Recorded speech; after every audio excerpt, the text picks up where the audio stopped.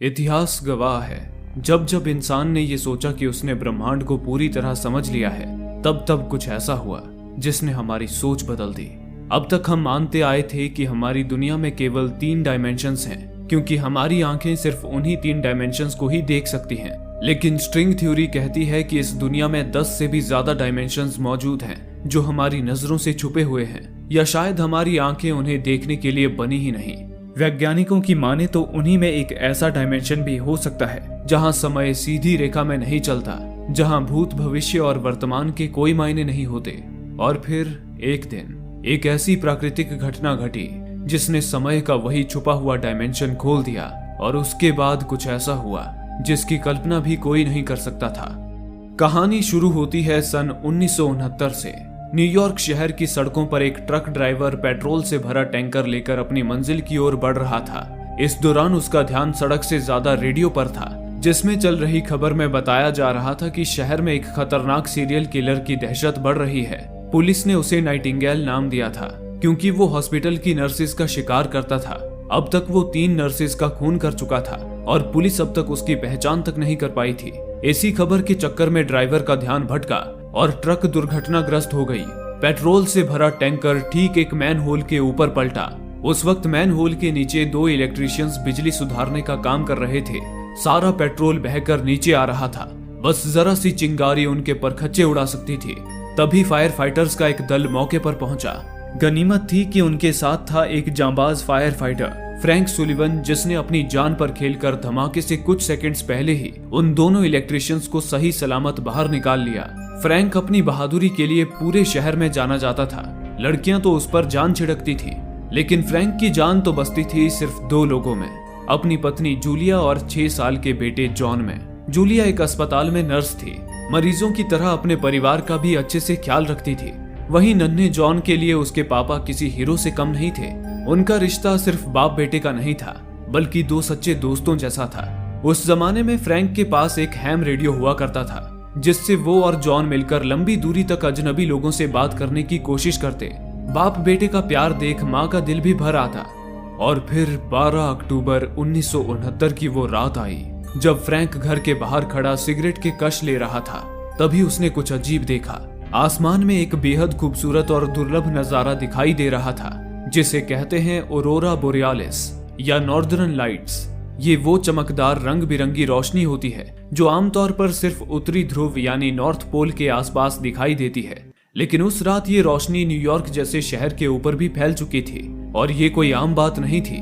असल में ऑरोरा तब बनता है जब सूरज से एक तरह की तेज ऊर्जा निकलती है, जिसे सोलर विंड कहा जाता है। ये सोलर विंड दरअसल सूरज से लगातार बहती हुई एक तेज और गर्म हवा की तरह होती है, जिसमें लाखों चार्ज्ड पार्टिकल्स होते हैं। जब ये पार्टिकल्स पृथ्वी तक पहुंचते हैं तो ऊपर आसमान में मौजूद ऑक्सीजन और नाइट्रोजन जैसी गैसों से टकराते हैं, और टकराने के बाद ये गैसें चमकने लगती हैं। यही चमक हमें रात के आसमान में हरी, नीली और गुलाबी रोशनी के रूप में दिखाई देती है, जिसे कहते हैं ऑरोरा बोरियालिस।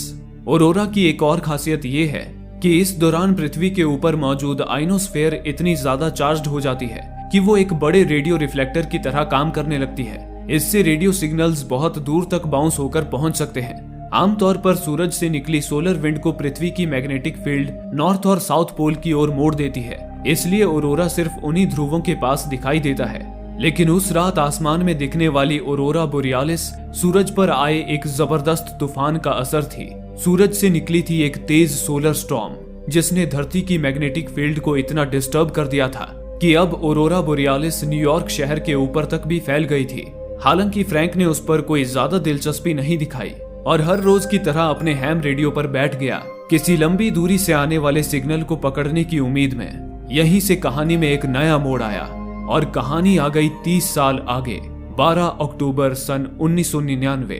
फ्रैंक का नन्हा जॉन अब 36 साल का एक होनहार पुलिस डिटेक्टिव बन चुका था। वो अपराधियों को पकड़ने में तेज था, लेकिन उसकी खुद की जिंदगी ठहरी हुई थी। उसकी गर्लफ्रेंड भी उसे छोड़ चुकी थी, क्योंकि वो अतीत के एक दर्द से आज तक उभर नहीं पाया था। 12 अक्टूबर 1969 वो दिन था जब उसके पिता फ्रैंक की मौत हो गई। तब वो सिर्फ 6 साल का था। फ्रैंक ब्रुकलिन के एक बक्सटन वेयरहाउस में लगी भीषण आग बुझाने गया था, लेकिन वहां से सिर्फ उसकी जली हुई लाश वापस लौटी। उस एक दिन ने जॉन से सिर्फ उसका पिता नहीं छीना, बल्कि उसकी जिंदगी से सहारा और उम्मीद भी छीन ली। आज 36 साल बाद भी उसके दिल में वो जख्म उतना ही ताजा था। उसका घर अब भी फ्रैंक की यादों से भरा हुआ था। वही पुरानी तस्वीरें, बेसबॉल की ट्रॉफी और वही टेबल जहां बैठकर फ्रैंक अपने हैम रेडियो के जरिए दुनिया से जुड़ने की कोशिश करता था। आज दिन था 12 अक्टूबर 1999, यानी फ्रैंक की डेथ एनिवर्सरी। अजीब इत्तेफाक था कि आज भी आसमान में वैसा ही औरोरा नजर आ रहा था जैसे 36 साल पहले देखा गया था, और ये घटना दिन ब दिन बढ़ती ही जा रही थी। जॉन अपनी माँ जूलिया से मिलने के बाद जब घर लौटा, उसने देखा कि उसके बचपन का दोस्त गॉर्डो अपने बेटे के साथ उससे मिलने आया था। खेल खेल में गॉर्डो के बेटे ने जॉन के पिता फ्रैंक का पुराना हैम रेडियो ढूंढ निकाला। जॉन उसे देख बहुत भावुक हो गया। कुछ समय बाद गॉर्डो और उसका बेटा घर चले गए। रेडियो अब भी ऑन था और जॉन टीवी देख रहा था। तभी उसे रेडियो पर एक आवाज आई, CQ15 कम इन। क्या कोई सुन रहा है? जॉन माइक्रोफोन के पास गया और बोला, हेलो, मैं क्वींस न्यूयॉर्क से बात कर रहा हूँ। मेरा नाम जॉन है। कौन बोल रहा है? दूसरी ओर से जवाब आया, यार मुझे तो लगा था कि हैम रेडियो से चीन जापान तक भी बात की जा सकती है, पर तुम तो मेरे शहर से ही बात कर रहे हो। वैसे जॉन, अगर तुम क्वींस से हो तो जरूर 69 न्यूयॉर्क बेसबॉल सीरीज देख ही रहे होंगे। तुम किस टीम को सपोर्ट कर रहे हो? ये सुनकर जॉन चौंक उठा और बोला, मजाक कर रहे हो क्या? 1969 की बेसबॉल सीरीज? और अभी? भला 30 साल पुराना मैच मैं अभी क्यों देखूंगा? कुछ पल के लिए दोनों तरफ सन्नाटा पसर गया। इसी दौरान जॉन ने कुछ अजीब सुना। रेडियो पर बात करने वाले उस दूसरे आदमी ने अपने बेटे को लिटिल चीफ कहकर पुकारा। जॉन चौंक उठा क्योंकि उसके पिता फ्रैंक भी बचपन में उसे इसी नाम से पुकारते थे। जॉन ने पूछा, वैसे तुमने नाम क्या बताया अपना? अब दूसरी ओर से जो जवाब आया उसे सुनकर जॉन सकपका गया, फ्रैंक सुलिवन। जॉन के चेहरे से हवाइयां उड़ गई, लेकिन फिर उसे समझ आया कि जरूर ये उसके दोस्त गॉर्डो की करतूत है। वो उसके पिता का नाम लेकर बात कर रहा है। जॉन ने कहा, गॉर्डो बेटे, ये बहुत ही बेहुदा मजाक था। कल तू मेरे हाथों से बुरी तरह पिटने वाला है। तभी दूसरी ओर से आवाज आई, गॉर्डो, क्या तुम पड़ोसी के बेटे गॉर्डो की बात कर रहे हो? क्या तुम्हें मेरी आवाज छोटे बच्चे जैसी लग रही है? देखो, मैं सचमुच फ्रैंक सुलिवन ही हूँ। क्या तुम साफ साफ बताओगी कि तुम कौन हो? अब जॉन बुरी तरह चिढ़ गया और बोला, बकवास मत करो। फ्रैंक सुलिवन मेरे पिता का नाम था, जो 30 साल पहले मर चुके हैं, और मैं हूँ उनका बेटा जॉन सुलिवन, जो इस वक्त उनके ही घर क्वींस न्यूयॉर्क से बात कर रहा है। इतना सुनते ही वो दूसरा शख्स सकते में आ गया। इसी के साथ उसका चेहरा सामने आया। ये एक हैरान कर देने वाला दृश्य था, क्योंकि दूसरी तरफ से सचमुच फ्रैंक ही बात कर रहा था, समय में 30 साल पीछे से। दरअसल ये सब कुछ एक ऐसी आकाशीय घटना की वजह से हो रहा था जो किसी चमत्कार से कम नहीं थी। उस दिन अलग अलग समय पर, लेकिन जॉन और फ्रैंक दोनों के ही आसमान में औरोरा चमक रहा था। ऐसा लग रहा था जैसे औरोरा बोरियालिस ने कोई ऐसा छुपा हुआ डायमेंशन खोल दिया हो, जिससे रेडियो सिग्नल समय के आर पार पूरे 30 साल पीछे ट्रांसमिट हो रहा था। फ्रैंक और जॉन दोनों के लिए इस बात पर यकीन कर पाना मुश्किल था। घबराहट में फ्रैंक के हाथ से सिगरेट छूटकर टेबल पर गिर गई। वो सिगरेट टेबल पर रखे एक ज्वलनशील सॉल्यूशन पर गिरी, जिससे लकड़ी का वो टेबल जलने लगा। फ्रैंक ने तुरंत आग बुझाई। उधर 30 साल आगे जॉन भी इस वक्त उसी टेबल पर उसी रेडियो के साथ बैठा हुआ था। तभी जॉन की टेबल पर भी जलने का वो निशान उभर आया। जॉन दंग रह गया। वो अब समझ चुका था कि वो अपने पिता से ही बात कर रहा है। उसने कहा, आपने टेबल जला दिया ना? मैं देख सकता हूँ, आपने टेबल जला दिया है। ये सुनकर फ्रैंक के पैरों तले जमीन ही खिसक गई। उसे लगा कि शायद आसपास से उस पर कोई नजर रख रहा है और उसके खिलाफ साजिश रच रहा है। उसने चिल्लाकर रेडियो पर कहा, देखो, तुम जो भी हो, मेरे परिवार से दूर रहना, वरना मैं तुम्हारी हड्डी पसली तोड़ दूंगा। इस पर जॉन ने कहा, पर उसके लिए आपको जिंदा रहना होगा डैड, लेकिन आपकी तो मौत होने वाली है। 12 अक्टूबर 1969 की सुबह बक्सटन वेयरहाउस में आग लगेगी। आप आग बुझाने जाएंगे और मारे जाएंगे। फ्रैंक ने कहा, क्या बकवास कर रहे हो? 12 अक्टूबर तो आज ही है, अभी आधी रात हो रही है। तुम्हारा कहना है कि कल सुबह मैं मर जाऊंगा? जॉन ने कहा, अब मेरी बात गौर से सुनिए। जब आप आग बुझाने जाएं तो बाहर निकलने के लिए खिड़की वाला रास्ता मत चुनना, दूसरी दिशा से बाहर निकलना। क्या आप समझ पा रहे हैं? दूसरी दिशा से बाहर निकलना। लेकिन फ्रैंक ने रेडियो बंद कर दिया। उसे अब भी यही लग रहा था कि कोई उसे बेवकूफ बनाने की कोशिश कर रहा है। अगली सुबह जब फ्रैंक अपने स्टेशन पर था, तभी उसे खबर मिली कि बक्सटन वेयरहाउस में सचमुच आग लगी है। फ्रैंक के होश उड़ गए। उसे अब जॉन की बात पर कुछ हद तक यकीन आने लगा था। वो अपनी टीम के साथ आग बुझाने निकल पड़ा। आग भीषण थी। एक औरत भागती हुई आई और बताया कि उसकी बेटी अब भी ऊपरी मंजिल में फंसी हुई है। फ्रैंक एक पल रुका। उसे डर था कि आज उसकी मौत हो जाएगी, लेकिन वो अपने फर्ज से पीछे भी नहीं हट सकता था। वो अंदर गया, आग से बचते हुए ऊपरी मंजिल में पहुंचा और बेहोश पड़ी बच्ची को उठा लिया। अब वो खिड़की पर आया, जहां उसके साथी फायर ट्रक में मौजूद लैडर खिड़की तक पहुंचाने की कोशिश कर रहे थे, लेकिन लैडर के मैकेनिज्म में कुछ गड़बड़ी आ गई, जिससे वो खिड़की तक पहुंच नहीं पाया। तभी फ्रैंक को जॉन की वो बात याद आई कि दूसरे रास्ते से निकलना उसके लिए सेफ होगा। वो लैडर ठीक होने का इंतजार करना छोड़ दूसरे रास्ते से भागा और वेंटिलेशन से स्लाइड करता हुआ बिल्डिंग से बाहर जाने लगा। इसी दौरान प्रेजेंट टाइम में जॉन अपने दोस्त गॉर्डो और चीफ ऑफिसर सैच के साथ एक बार में बैठा शराब पी रहा था। सैच फ्रैंक का पुराना दोस्त था और आज फ्रैंक की मौत को पूरे 30 साल हो चुके थे, इसलिए तीनों फ्रैंक और पुराने दिनों की यादों में डूबे हुए थे। जॉन पिछली रात वाली बात एक ख्वाब समझकर भूल गया था। तभी अचानक जॉन के जहन में कुछ अजीब सी यादें बनने लगी, ऐसी यादें जो उसने कभी जानी ही नहीं थी। यादें अपने पिता के साथ बड़े होने की, स्कूल ले जाते हुए, खेलते हुए, बातें करते हुए, जैसे फ्रैंक कभी मरा ही ना हो। जॉन के हाथ से शराब का ग्लास छूट गया और वो अचानक बोल पड़ा, मेरे डैड आज से 30 साल पहले आग में जलकर नहीं मरे थे।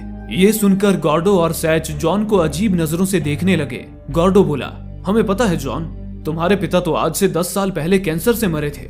जॉन चौंक उठा और मुस्कुराने लगा। उसे समझ आ गया कि उसने सचमुच पास्ट में अपने पिता से बात की थी, जिन्होंने उसका कहा माना और मौत को चकमा दे दिया, जिस वजह से जॉन के दिमाग में एक नई याद बस गई थी कि फ्रैंक आज से 10 साल पहले सिगरेट पीने की अपनी बुरी लत की वजह से कैंसर से मरा था। उधर पास्ट में फ्रैंक बच्ची को लेकर बाहर आ चुका था। उसे पता चला कि वो जिस कमरे में लैडर पहुंचने का इंतजार कर रहा था, वहां एक जोरदार धमाका हुआ था। अगर फ्रैंक वहां कुछ देर और रुकता तो मारा जाता।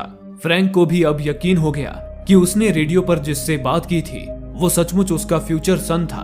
फ्रैंक घर पहुंचा और रेडियो पर दोबारा जॉन से संपर्क करने की कोशिश की, लेकिन जॉन से उसकी बात नहीं हो पाई। उधर प्रेजेंट टाइम में जॉन खुशी से फूले नहीं समा रहा था। वो देर रात जब घर लौटा तो देखा कि घर पर मौजूद सारी तस्वीरें बदल गई थी। वो अखबार का कटआउट जिसमें पहले फ्रैंक की मौत की खबर छपी थी, अब उसमें फ्रैंक को एक हीरो की तरह पेश किया गया था, जिसने अपनी जान पर खेलकर एक बच्ची को बचाया। तभी जॉन ने देखा कि टेबल पर कुछ अक्षर उभर आए थे। लिखा था, मैं अब भी जिंदा हूँ चीफ। जॉन की आंखें भर आई, क्योंकि पास्ट में फ्रैंक की टेबल पर ये लिख रहा था। जॉन और फ्रैंक का एक बार फिर कांटेक्ट हुआ। दोनों बहुत खुश थे। दोनों ने घंटों बातें की। इस दौरान जॉन ने बड़ी ही उत्सुकता से फ्रैंक को फ्यूचर में क्या होने वाला है सब बताया। आने वाले समय में कौन सी टीम बेसबॉल कप जीतेगी, फ्रैंक कब अपनी पसंदीदा कार खरीदेगा, सब कुछ।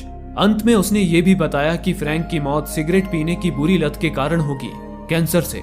उसने फ्रैंक से गुजारिश की कि वो सिगरेट पीना छोड़ दे ताकि वो उसे भविष्य में अपने पास देख सके। इन सब बातों के दौरान जॉन बहुत ज्यादा भावुक हो गया। अब उसने अपनी मॉम का हालचाल जानने के लिए उन्हें कॉल किया, लेकिन फोन नॉट रीचेबल आ रहा था। दूसरी ओर पास्ट में फ्रैंक अपनी पत्नी जूलिया से मिलने हॉस्पिटल पहुंचा। उस वक्त जूलिया एक पेशेंट का इलाज कर रही थी। उसने जब फ्रैंक को देखा तो वो उस पेशेंट को अपने जूनियर्स के भरोसे छोड़कर फ्रैंक के पास चली आई। फ्रैंक खुश था, जैसे उसे एक नई जिंदगी मिली हो। वो अपनी पत्नी के साथ इस खुशी को बांट रहा था। इतने में ही जूलिया ने देखा कि उसका जूनियर पेशेंट को गलती से गलत दवाई देने जा रहा था, जो कि उसके लिए घातक हो सकता था। जूलिया भागकर गई और सही समय पे उसे रोक दिया। जूलिया की जान में जान आ गई। फ्रैंक जूलिया से प्यार जताकर घर लौट गया। उसी वक्त इधर प्रेजेंट टाइम में जॉन जब गहरी नींद सो रहा था, तभी उसे अजीब सा सपना आया। सपना कि उसके घर में किसी की मौत हो गई है और उसका फ्यूनरल रखा गया है। नन्हा जॉन डरा सहमा एक कोने में बैठा रो रहा है। इतने में ही जॉन को सपने में अपनी मॉम का लॉकेट नजर आया। अगले ही पल जॉन झटके से उठ गया, पसीने से तरबतर, सांसें तेज।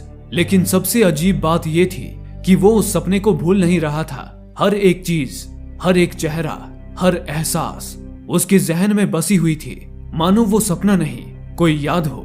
जॉन ने हड़बड़ाते हुए अपनी मॉम को कॉल किया, लेकिन फोन किसी अनजान महिला ने उठाया। जॉन ने दोबारा ट्राई किया। इस बार भी फोन पर वही अनजान महिला थी। हालांकि फिर जॉन को लगा कि शायद नेटवर्क का कोई इशू होगा। अब वो तैयार होकर अपनी गर्लफ्रेंड सैमंथा से मिलने आया।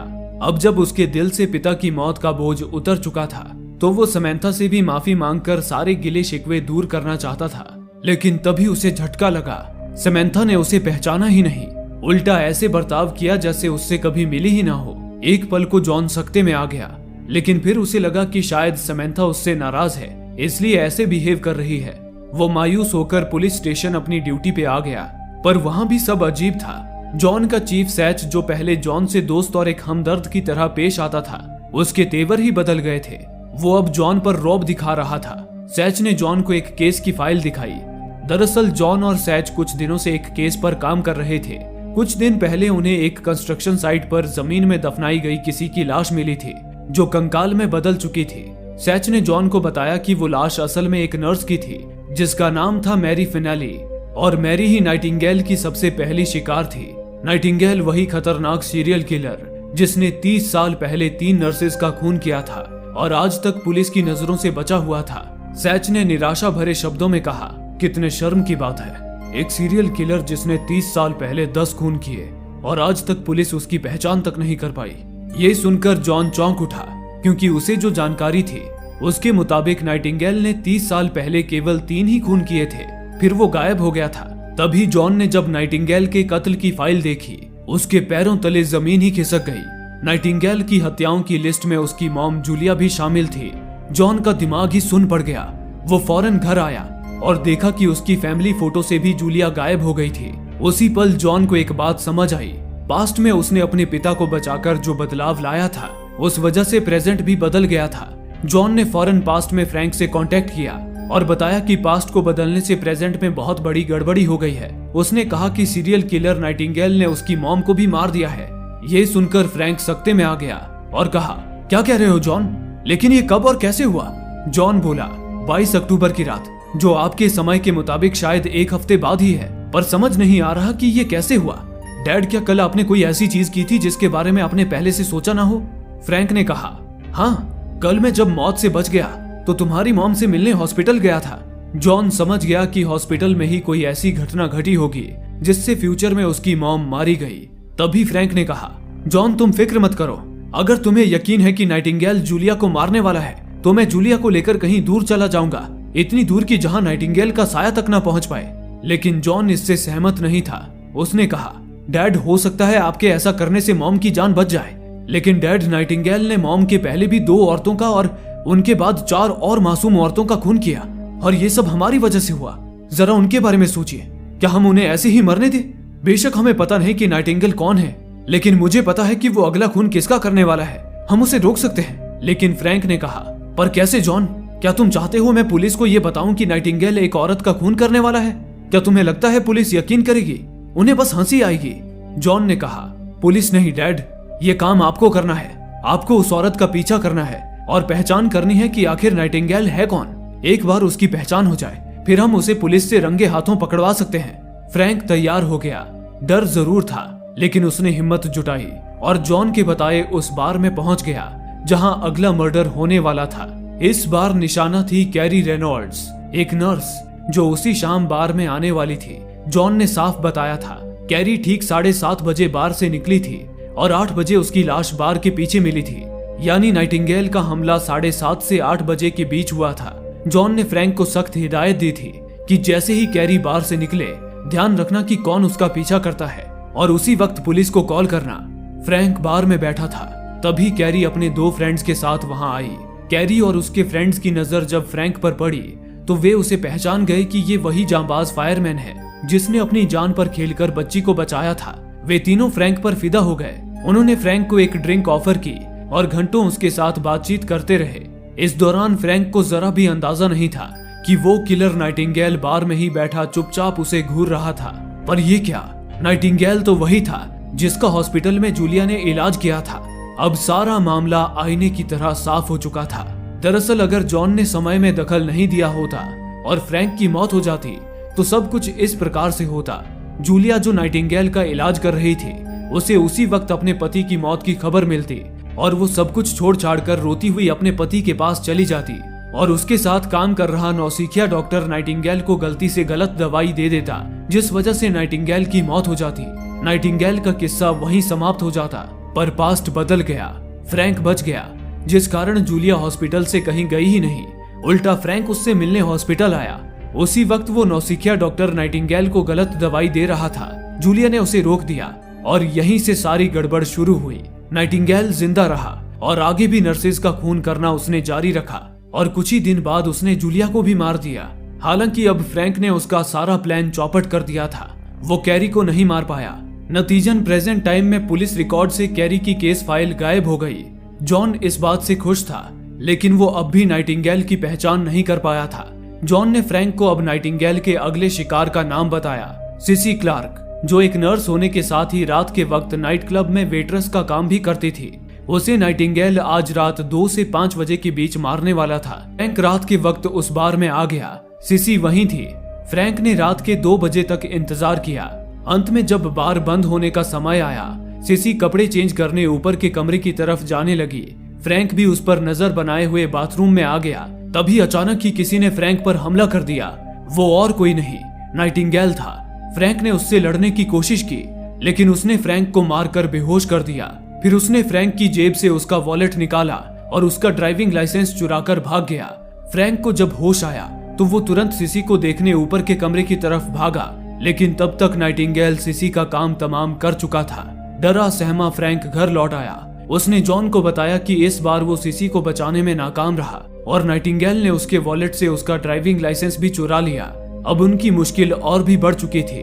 उन्हें नाइटिंगेल के बारे में अभी भी कुछ पता नहीं चला था, लेकिन नाइटिंगेल अब फ्रैंक के बारे में सब कुछ जान चुका था और वो जूलिया और नन्हे जॉन तक भी पहुंच सकता था। इस बात से फ्रैंक डरा हुआ था, लेकिन जॉन ने फ्रैंक को हिम्मत दी और फिर कुछ देर सोचने के बाद अचानक बोला, डैड, अगर नाइटिंगेल ने आपका वॉलेट छुआ था तो जरूर उसके फिंगरप्रिंट उस पर रह गए होंगे। अब मेरी बात ध्यान से सुनिए। आप अपना वॉलेट किसी ऐसी जगह छुपा दीजिए जहां वो अगले 30 साल तक भी सुरक्षित रहे, उसे कोई छू भी ना पाए। फ्रैंक ने वैसा ही किया। उसने वॉलेट को एक पैकेट में पैक किया और घर की खिड़की से लगे पुराने लकड़ी के बक्से में ध्यान से छुपाकर रख दिया। इधर प्रेजेंट में जॉन वही बक्सा खोल रहा था 30 साल बाद, और जैसे ही ढक्कन खुला, वॉलेट उसी हालत में अंदर रखा हुआ था। जॉन चहकते हुए रेडियो पर फ्रैंक से बोला, डैड, अब आप फिक्र मत कीजिए, नाइटिंगेल अब हमारी पकड़ में है। जॉन उसी वक्त वॉलेट को पुलिस स्टेशन ले आया और उसमें मौजूद फिंगरप्रिंट्स की जांच करवाई। तभी एक चौंका देने वाला नतीजा उसके सामने आया। नाइटिंगेल कोई आम आदमी नहीं, एक रिटायर्ड पुलिस वाला था जिसका असली नाम था जैक शेपर्ड। जॉन ने जैक को ढूंढ निकाला, जो अब भी जिंदा था और बूढ़ा हो चुका था। वो अपने काले कारनामों को अतीत के पन्नों में दबाकर अब शरीफों की तरह जिंदगी जी रहा था। जॉन ने उससे बातें की और बातों ही बातों में उसे ये एहसास दिला गया कि उसे सब पता है कि वो ही नाइटिंगेल है। जॉन फिर घर लौटा और रेडियो पर फ्रैंक से संपर्क किया। उसने फ्रैंक को बताया कि नाइटिंगेल का असली नाम जैक शेपर्ड है और वो एक पुलिस वाला है। जॉन ने फ्रैंक को सख्त निर्देश दिया कि वो एक पब्लिक फोन से FBI को कॉल करे और उन्हें बताए कि जैक ही वो सीरियल किलर है जिसने सारी नर्सों का खून किया है, और ये भी बताए कि हर मर्डर के बाद जैक उन नर्सों की कोई ना कोई निशानी जैसे लॉकेट या ज्वेलरी अपने पास रख लेता था। जॉन को उम्मीद थी कि जब FBI जैक के घर पे छापा मारेगी तो उन्हें ये सारे सबूत जरूर मिलेंगे और जैक सलाखों के पीछे होगा। लेकिन बदकिस्मती ने अब भी जॉन और फ्रैंक का पीछा नहीं छोड़ा था। फ्रैंक कुछ कर पाता उससे पहले ही पुलिस चीफ सैच उसके घर आ धमका। हुआ यूं कि जब फ्रैंक सिसी को बचाने उसके घर पहुंचा था, तब आस पड़ोस के कुछ लोगों ने उसे वहां देख लिया था और उधर सीरियल किलर जैक ने एक और चाल चली थी। उसने फ्रैंक का ड्राइविंग लाइसेंस सिसी की लाश के पास छोड़ दिया था। अब सैच को यही लग रहा था कि फ्रैंक ही सिसी का कातिल है, वही असली नाइटिंगेल है। सैच ने फ्रैंक को गिरफ्तार कर लिया और जबरदस्ती पुलिस स्टेशन ले जाने लगा। इसी धक्का मुक्की में फ्रैंक का हैम रेडियो जमीन पर गिरकर टूट गया और ठीक उसी पल प्रेजेंट में मौजूद रेडियो भी अचानक बंद हो गया। अब जॉन और फ्रैंक का संपर्क हमेशा के लिए टूट चुका था। सैच फ्रैंक को पुलिस कस्टडी में ले आया और उससे सख्त पूछताछ शुरू कर दी। फ्रैंक ने सारा सच बताने की कोशिश की कि वो रेडियो के जरिए अपने फ्यूचर सन से बात कर रहा है और उसी बेटे ने उसे बताया है कि जैक शेपर्ड ही असली कातिल है, वही नाइटिंगेल जो नर्सों की एक के बाद एक हत्या कर रहा है। लेकिन सैच ने उसकी बात पर बिल्कुल भी यकीन नहीं किया। उसे लग रहा था कि फ्रैंक बचने के लिए उल जुलूल बहाने बना रहा है। तब फ्रैंक ने सैच को यकीन दिलाने के लिए कि वो अपने फ्यूचर सन से बात करता है, सैच को हाल ही में चल रहे एक बेसबॉल मैच का रिजल्ट बताया जो जॉन ने फ्रैंक को पहले ही बता रखा था। पर सैच फ्रैंक से तंग आ चुका था। वो अब उसकी कोई भी बात सुनना ही नहीं चाहता था।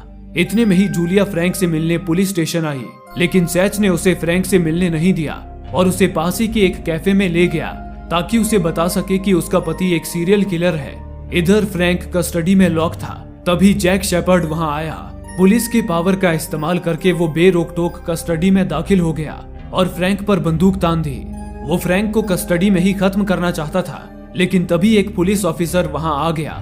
जैक रुक गया और एक शरीफ पुलिस वाला बनकर उस ऑफिसर के साथ बाहर चला गया, लेकिन फ्रैंक डरा हुआ था। उसे पता था कि जैक दोबारा उसे मारने जरूर आएगा। तभी उसे कुछ सूझा। उसे एक इलेक्ट्रिक वायर दिखी। उसने वो इलेक्ट्रिक वायर कमरे के लोहे के दरवाजे से जोड़ दी। अब फ्रैंक खुद जैक का इंतजार करने लगा। इसी दौरान दूसरी ओर सैच ने जूलिया को बता दिया था कि उसका पति एक सीरियल किलर है। जूलिया ये बात बर्दाश्त नहीं कर पा रही थी। इसी दौरान सैच की नजर टीवी पर चल रहे बेसबॉल मैच की तरफ गई। उस मैच में वही सब कुछ हो रहा था जो फ्रैंक ने उसे बताया था। सैच चौंक गया। उसे यकीन होने लगा कि फ्रैंक सच बोल रहा था। दूसरी ओर जैक एक बार फिर फ्रैंक को मारने कस्टडी में घुसा, लेकिन इस बार दरवाजे में लगे इलेक्ट्रिक वायर से उसे जोरदार झटका लगा और वो बेहोश हो गया। फ्रैंक ने जैक की वॉलेट में मौजूद लाइसेंस से उसका एड्रेस पता किया। उसके बाद उसने पुलिस स्टेशन में फायर अलार्म एक्टिवेट कर दिया, जिससे पूरे पुलिस स्टेशन में पानी की बौछार होने लगी। और इसी मौके का फायदा उठाकर फ्रैंक पुलिस कस्टडी से भाग निकला। फ्रैंक को किसी भी हाल में खुद को निर्दोष और जैक को खूनी साबित करना था, इसलिए वो उसके घर में वो ज्वेलरीज ढूंढ रहा था जो जैक अपने शिकार किए नर्सिस से उठा लाता था। फ्रैंक को वो ज्वेलरीज मिल गई, लेकिन तभी जैक घर लौट आया। फ्रैंक फौरन वहां से भागने लगा, लेकिन जैक गोलियां चलाता हुआ फ्रैंक का पीछा करने लगा। आगे जाकर एक सी पोर्ट के करीब फ्रैंक कहीं गायब हो गया। जैक उसे ढूंढ ही रहा था कि तभी फ्रैंक ने सी पोर्ट के नीचे से हाथ निकाला और जैक को पानी में खींच लिया। उसने एक स्क्रू ड्राइवर घोंप घोंप कर जैक को मौत के घाट उतार दिया और पानी से बाहर निकल आया। अब फ्रैंक की जान में जान आ गई। उसी पल सैच अपनी टीम के साथ वहां पहुंचा। सैच जैक के घर से ही आ रहा था। उसे जैक के खिलाफ सारे सबूत मिल चुके थे। फ्रैंक का बयान लेने के बाद उसने समंदर में गोताखोरों को जैक की लाश ढूंढने में लगा दिया। वहीं फ्रैंक अब निर्दोष साबित हो चुका था। वो बेफिक्र होकर घर लौट आया और अपने रेडियो को रिपेयर करने बैठ गया। इस दौरान उसकी टेबल पर सिगरेट का पैकेट रखा हुआ था। उसने वो पैकेट फेंक दी, क्योंकि वो नहीं चाहता था कि भविष्य में कैंसर से उसकी मौत हो और वो अपनी पत्नी और बेटे को अकेला छोड़ जाए। अब उसने रेडियो को दोबारा शुरू कर दिया। जॉन और फ्रैंक का एक बार फिर कांटेक्ट हुआ। फ्रैंक ने जॉन को बताया कि अब सब कुछ ठीक हो चुका है, जैक शेपर्ड मर चुका है। लेकिन जॉन को ये अजीब लगा, क्योंकि प्रेजेंट में कुछ भी नहीं बदला था। उसकी मॉम अभी भी फैमिली फोटो से गायब ही थी। जॉन ये बात फ्रैंक को बता ही रहा था कि तभी उसे कहीं से एक घूंसा पड़ा, जिससे वो धाराशाही हो गया। उसने देखा कि उस पर हमला करने वाला प्रेजेंट टाइम वाला जैक था, यानी कि जैक पास्ट में मरा नहीं था। उसी पल उधर पास्ट में फ्रैंक पर भी हमला हुआ। वो जैक ही था। उसने फ्रैंक को मारकर बेहोश कर दिया। इसके बाद वो जूलिया के कमरे में आया और उसे मारने की कोशिश करने लगा, लेकिन इतने में ही नन्हा जॉन कमरे में आ गया। उसकी आवाज सुन जैक का ध्यान भटका और जूलिया ने झपटकर उसके चेहरे पर नाखून मार दिए। उसी पल प्रेजेंट वाले जैक के चेहरे पर भी वही खरोंच उभर आई। अब जैक ने जूलिया को घूंसा मारकर बेहोश कर दिया और नन्हे जॉन को पकड़कर अपने साथ ले जाने लगा। लेकिन जब वो नीचे आया तो देखा कि फ्रैंक बंदूक ताने खड़ा था। जैक ने तुरंत नन्हे जॉन को आगे कर दिया और कहा, बंदूक फेंक दो फ्रैंक, वरना इसकी गर्दन मरोड़ दूंगा। फ्रैंक बंदूक नीचे करने लगा। इधर एक और पास्ट वाले जैक ने फ्रैंक, जूलिया और नन्हे जॉन की जान आफत में ला दी थी, तो दूसरी ओर प्रेजेंट वाले जैक ने भी जॉन के सिर पे बंदूक तान दी थी। जैक एक ही झटके में जॉन के पूरे अस्तित्व को मिटाने वाला था। तभी जूलिया ने पास्ट में जैक पर झपट्टा मारा। फ्रैंक ने झट से बंदूक उठाई। जैक ने जूलिया को जोर से धक्का दिया और फ्रैंक की ओर दौड़ा। जैसे ही जैक ने बंदूक की तरफ हाथ बढ़ाया, फ्रैंक ने गोली चला दी। जैक के हाथ के परखच्चे उड़ गए और उसी पल प्रेजेंट वाले जैक का हाथ धीरे धीरे गायब होने लगा। ऐसा इसलिए हुआ क्योंकि पास्ट में जैक जान बचाकर भाग निकला, एक कटे हुए हाथ के साथ। फ्रैंक, जूलिया और नन्हा जॉन अब पूरी तरह सुरक्षित थे। इस घटना के बाद प्रेजेंट में एक बड़ा बदलाव शुरू हुआ। जॉन का घर, दीवारें, तस्वीरें, धीरे धीरे सब कुछ बदलने लगा। हालांकि खतरा अभी टला नहीं था। जैक के दूसरे हाथ में अब भी बंदूक थी। उसने जॉन पर निशाना साधा ही था कि तभी किसी ने उसे गोली मार दी और उसी के साथ जैक शेपर्ड का हमेशा के लिए अंत हो गया। जैक पर गोली चलाने वाला कोई और नहीं, जॉन का पिता फ्रैंक था। हाँ, फ्रैंक अब जिंदा था। सिर्फ फ्रैंक ही नहीं, जूलिया भी अब जिंदा थी। एक बेटे के पिता के प्रति प्यार और विश्वास ने नामुमकिन को मुमकिन कर दिखाया। वक्त ने भी उनके आगे घुटने टेक दिए थे। जॉन का परिवार उसे वापस मिल गया। भविष्य अब फिर से एक नई कहानी दोहरा रहा था। जॉन की गर्लफ्रेंड समैंथा भी उसकी जिंदगी में बाहर बनकर लौट आई। आगे चलकर उनकी शादी हुई और एक प्यारा सा बेटा भी हुआ। इसी खूबसूरत मोड़ पर आकर ये फिल्म खत्म हो गई।